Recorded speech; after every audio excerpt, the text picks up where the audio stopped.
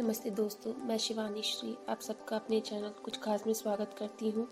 आज हम सुनने जा रहे हैं गौरा भाग 3। इससे पहले हमने भाग 2 और 1 सुना।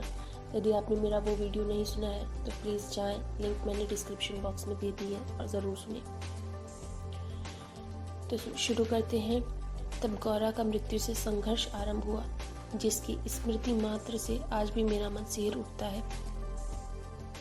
डॉक्टर ने कहा, गाय को सेब का रस पिलाया जाए तो सुई पे कैल्शियम जम जाने और उसके न चुभने की संभावना है।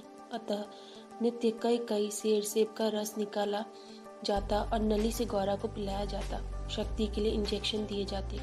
पशु के इंजेक्शन के लिए सूजे के समान बहुत लंबी मोटी सिरिंज तथा बड़ी बोतल भर दवा की आवश्यकता होती है। अतः वह इंजेक्शन भी अपने आप में शल्य क्रिया जैसे यातनामय हो जाता था। पर गौरा अत्यंत शांति से बाहर और भीतर दोनों ही चुभन और पीड़ा सहती थी। केवल कभी कभी उसकी सुंदर पर उदास आंखों के कोनों में पानी की बूंदें झलकने लगती थी। अब वह उठ नहीं पाती थी, परंतु मेरे पास पहुंचते ही उसकी आंखों में प्रसन्नता सी छा जाती थी। पास जाकर बैठने पर वह मेरे कंधे पर अपना मुख रख देती और अपनी खुरदुरी जीभ से मेरी गर्दन चाटने लगती थी।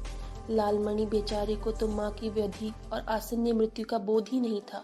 उसे दूसरी गाय का दूध पिलाया जाता था, जो उसे रुचता नहीं था।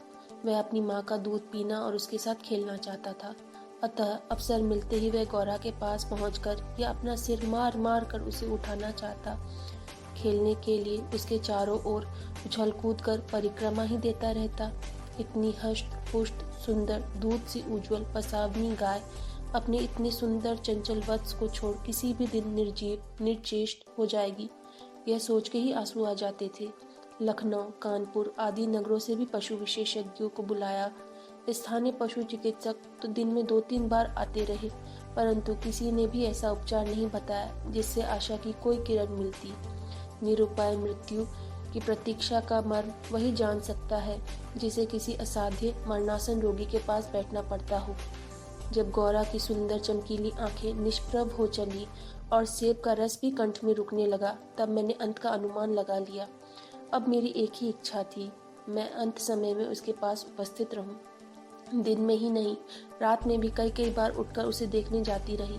अंत में एक दिन ब्रह्म मुहूर्त में 4 बजे जब मैं गौरा को देखने गई, तब जैसे ही उसने अपना मुख सदा के समान मेरे कंधे पर रखा, वैसे ही एकदम पत्थर जैसा भारी हो मेरी बाह पर से सरक कर धरती पे जा गिरा।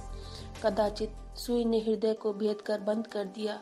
अपने पालवित जीव जंतु के पार्थिव अवशेष में गंगा को समर्पित करती रही हूँ। गौरांगनी को ले जाते समय मानो करुणा का समुद्र उमड़ आया, परंतु लीलामणि इसे भी खेल समझ उछलता कूदता रहा। यदि दीर्घ निश्वास का शब्द में अनुवाद हो सकता तो उसकी प्रत्येक ध्वनि कहती, आह मेरा गोपालक देश। मनुष्य की एक ऐसी भावना है जो किसी को पालती है, लेकिन कोई स्वार्थ नहीं रखती और कोई थोड़े से धन के लिए उसकी जान तक ले सकता है। हमारी भावना ही हमें एक दूसरे से अलग बनाती है। गाय को माँ कहा गया है, ये इस कहानी में साफ पता चलता है। गौरा का प्रेम सबके लिए एक समान था, परंतु मनुष्य अपनी भावनाओं के कारण अलग अलग और अपनी व्यवहार के कारण अलग अलग जान पड़ता है। आपका इस कहानी के बारे में क्या राय है, मुझे ज़रूर बताएं। यदि आप कोई और कहानी भी सुनना चाहते हैं तो मुझे ज़रूर बताएं, मैं उसे अपने वीडियो में सुनाने की कोशिश करूँगी। उम्मीद करती हूँ आपको अच्छा लगेगा। तब तक के लिए धन्यवाद।